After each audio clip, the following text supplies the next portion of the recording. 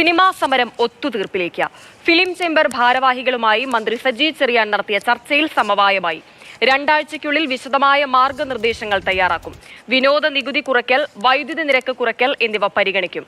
വിവരങ്ങൾ രാഹുൽ ജി നാഥ് നൽകും. രാഹുൽ, ഒരു സമവായത്തിലേക്ക് എത്തിയില്ലെങ്കിൽ സൂചനാ സമരത്തിലേക്ക് അടക്കം കടക്കാനായിരുന്നു തീരുമാനം. ഇപ്പോഴെന്തായാലും സമവായത്തിലേക്ക് എത്തിയിരിക്കുന്നു. ആരൊക്കെയാണ് ഈ യോഗത്തിൽ പങ്കെടുത്തത്? എന്തൊക്കെയാണ് തീരുമാനങ്ങളായിരിക്കുന്നത്?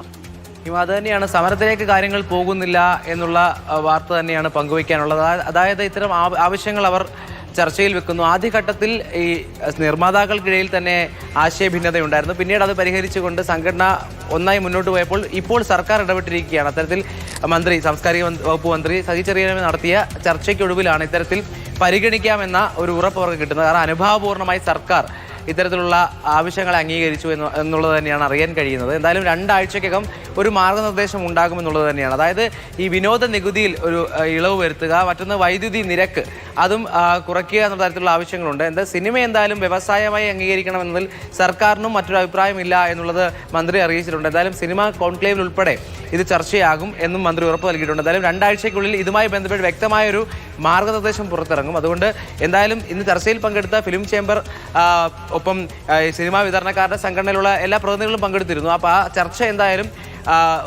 നല്ല ഈ സമവായം 2 കൂട്ടർക്കിടയിൽ സമവായം ഉണ്ടാക്കുന്ന രീതിയിലേക്കുള്ള കാര്യങ്ങളാണ് മുന്നോട്ട് പോയത്. എന്തായാലും സമരത്തിലേക്ക് കാര്യങ്ങൾ പോകുന്നില്ല. ആവശ്യങ്ങൾ പരിഗണിച്ചുകൊണ്ട് മാർഗനിർദ്ദേശം തയ്യാറാക്കി മുന്നോട്ട് പോകാമെന്ന ഉറപ്പാണ് സർക്കാർ എന്തായാലും നൽകിയിരിക്കുന്നത്. ഹിമ.